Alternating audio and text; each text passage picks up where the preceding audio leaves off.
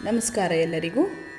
ಇವತ್ತಿನ ಶ್ರೀಮದ್ ಭಾಗವತದ ಶ್ಲೋಕ 1ನೇ ಸ್ಕಂದದ 7ನೇ ಅಧ್ಯಾಯದ 28ನೇ ಶ್ಲೋಕ. ಇಲ್ಲಿ ಶ್ರೀಕೃಷ್ಣ ಅರ್ಜುನನಿಗೆ ಉತ್ತರವನ್ನು ಕೊಡ್ತಾ ಇದ್ದಾನೆ. ಅರ್ಜುನನ ಸಮಸ್ಯೆಯನ್ನು ಪರಿಹರಿಸ್ತಾ ಇದ್ದಾನೆ ಶ್ರೀಕೃಷ್ಣ. ನ ಹ್ಯಸ್ಯಾನ್ಯತಮಂ ಕಿಂಚಿದ್ ಅಸ್ತ್ರಂ ಪ್ರತ್ಯವಕರ್ಷಣಂ ಜಹ್ಯಸ್ತ್ರ ತೇಜ ಉನ್ನದ್ಧಮಸ್ತ್ರಜ್ಞೋ ಹ್ಯಸ್ತ್ರ ತೇಜಸ.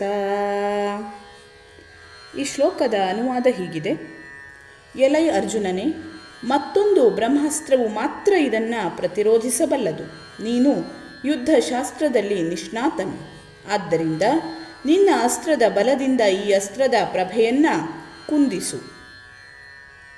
ಅಣುಬಾಂಬುಗಳ ಪರಿಣಾಮವನ್ನು ನಿಷ್ಕ್ರಿಯಗೊಳಿಸುವಂತಹ ಪ್ರತಿ ಅಸ್ತ್ರಗಳಿಲ್ಲ, ಆದರೆ ಸೂಕ್ಷ್ಮ ವಿಜ್ಞಾನದಿಂದ ಬ್ರಹ್ಮಾಸ್ತ್ರವನ್ನು ಪ್ರತಿರೋಧಿಸಬಹುದು. ಆ ದಿನಗಳಲ್ಲಿ ಯುದ್ಧಶಾಸ್ತ್ರಗಳಲ್ಲಿ ನಿಪುಣರಾದವರು ಮಾತ್ರ ಇದನ್ನು ಪ್ರತಿರೋಧಿಸಬಲ್ಲವರಾಗಿದ್ದರು. ದ್ರೋಣಾಚಾರ್ಯ ಪುತ್ರನಿಗೆ ಅಸ್ತ್ರವನ್ನು ಪ್ರತಿರೋಧಿಸುವ ಕಲೆ ಗೊತ್ತಿರಲಿಲ್ಲ. ಆದ್ದರಿಂದಲೇ ತನ್ನ ಅಸ್ತ್ರದ ಬಲದಿಂದ ಅದನ್ನು ಪ್ರತಿರೋಧಿಸುವಂತೆ ಅರ್ಜುನನಿಗೆ ಹೇಳಲಾಯಿತು. ಶ್ಲೋಕ 29. ಸೂತ ಉವಾಚ ಶ್ರುತ್ವಾ ಭಗವತಾ ಪ್ರೋಕ್ತಂ ಫಾಲ್ಗುನಃ ಪರವೀರಃ ಸ್ಪೃಷ್ಟ್ವಾ ಪಸ್ತಂ ಪರಿಕ್ರಮ್ಯ ಬ್ರಾಹ್ಮಂ ಬ್ರಹ್ಮಾಸ್ತ್ರಂ ಸಂದಧೇ.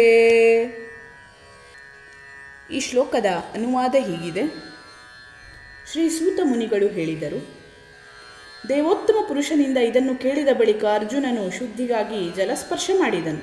ಅನಂತರ ಶ್ರೀಕೃಷ್ಣನಿಗೆ ಪ್ರದಕ್ಷಿಣೆ ಮಾಡಿ ಮತ್ತೊಂದು ಬ್ರಹ್ಮಾಸ್ತ್ರದ ಪ್ರತಿರೋಧಕ್ಕಾಗಿ ತನ್ನ ಬ್ರಹ್ಮಾಸ್ತ್ರವನ್ನು ಹೂಡಿದನು.